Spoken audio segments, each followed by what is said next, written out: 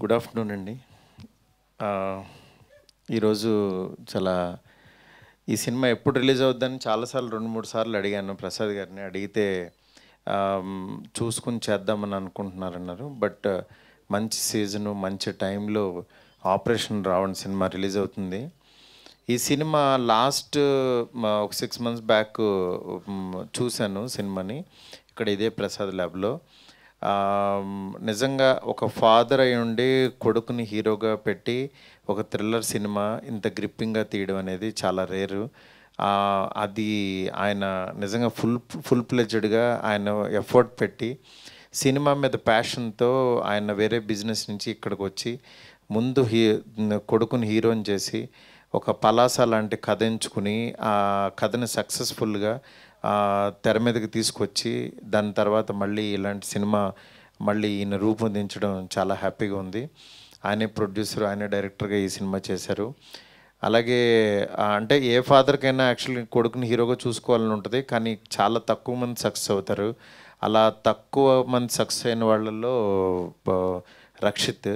ఎందుకంటే నేను బిగినింగ్ నుంచి తిని చూస్తున్నాను. అంటే తిన్ని హీరో చేద్దామని అనుకున్న రోజుల్లో నేను యాక్చువల్లీ నిజంగా ఆయన ఏదో డబ్బులు పెట్టి చేద్దామని అనుకున్నాను కానీ బట్ తిన్లో ప్యాషన్ నిజంగా మన ఇంటి పక్కన కుర్రోళ్ళలాగానే యాక్టింగ్ చేయడం.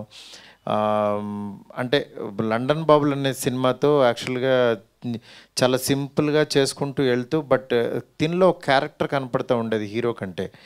ఆ క్యారెక్టర్ అనేది తర్వాత నిజంగా పలాసాలో ఫుల్ ప్లెడ్జ్డ్గా తను యాక్టింగ్ చేయడం మెస్మరైజ్ చేశాడు. దాని తర్వాత నేను రీసెంట్గా శశివదనే సాంగ్ కూడా చూస్తే చాలా బాగా అనిపించింది. డెఫినెట్గా రక్షిత్ నువ్వు ఒక మంచి హీరోతో, అందులో డౌటే లేదు. ఎందుకంటే ప్యాషన్తో పాటు ఆడియన్స్కి రీచ్ అవ్వడం అనేది ఒకటి ఉంటుంది. చాలా తక్కువ మంది రీచ్ అవుతారు హీరోల్లో, నువ్వు అలా రీచ్ అయ్యావు పలాసతో. ఈ సినిమాతో నెక్స్ట్ లెవెల్కి వెళ్ళాలని మనస్ఫూర్తి కోరుకుంటున్నాను. అట్లాగే మా ప్రసాద్ గారు ఆయన లోపల ఉన్న ఆలోచనలు అది శత్రువో మిత్రుడో తర్వాత రిలీజ్ తర్వాత తెలుస్తుంది. ఎందుకంటే ఆయన చాలా ప్యాషన్గా రాసుకున్న కథ.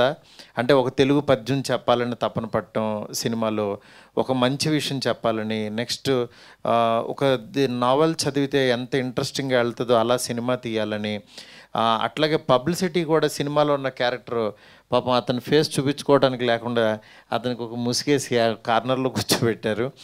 బట్ నిజంగా ఒక ఇంట్రెస్టింగ్ థింగ్. ఎందుకంటే తనకి కూడా అసలు ఎవరైతేనో చూడాలి చేయాలి అని ఒక చిన్న ఇంట్రెస్ట్ క్రియేట్ చేయడం అనేది అంత చిన్న విషయం కాదు. అలాంటి ఇంట్రెస్ట్ని కలుగజేస్తూ ఈ ప్రమోషన్ కూడా ముందుకు తీసుకెళ్తున్నారు. రేపు సినిమా రిలీజ్ అవుతుంది.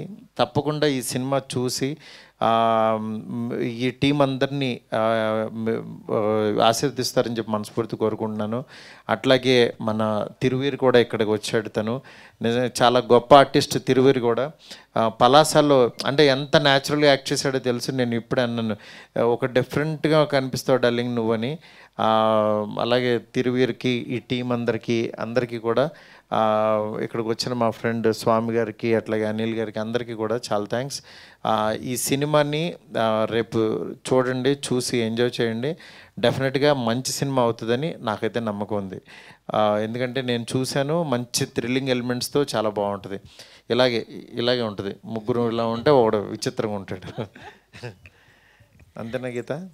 అంతే మాధవ్ గారు, మీరు ఏది చెప్తే అదే. Thank you so much. Thank you so much for coming and gracing the event.